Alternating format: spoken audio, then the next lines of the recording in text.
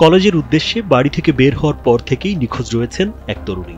তবে তার পরিবার নিখোঁজের ঘটনাটিকে রহস্যজনক দাবি করছেন। ভুক্তভোগী পরিবার থানায় সাধারণ ডায়েরি করেছেন, তবে নিখোঁজের 6 দিন পেরিয়ে গেলেও তরুণীকে উদ্ধার করতে পারেনি পুলিশ। যদিও কলেজ ছাত্রী নিখোঁজের ঘটনায় নেপথ্যে ভিন্ন কারণ বলছে পুলিশ।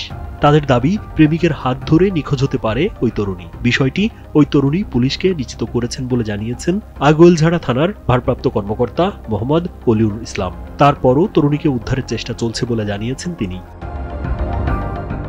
স্যান্ডেলিনা সো, রূপচর্চায় আভিজাত্য।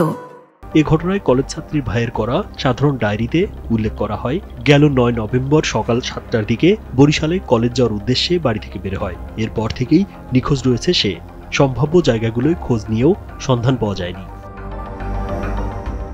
আগৈলঝাড়া থানার ভারপ্রাপ্ত কর্মকর্তা অলিউল ইসলাম জানান, তদন্ত কর্মকর্তার কাছে হোয়াটসঅ্যাপ নম্বরে একটি খুদে বার্তা আসে। সেখানে লেখা রয়েছে, আমাকে খুঁজেন না, আমি আমার ভালোবাসার মানুষের সাথে আছি এবং ভালোই আছি। তবে এরপর থেকেই সে নম্বরটি বন্ধ রয়েছে।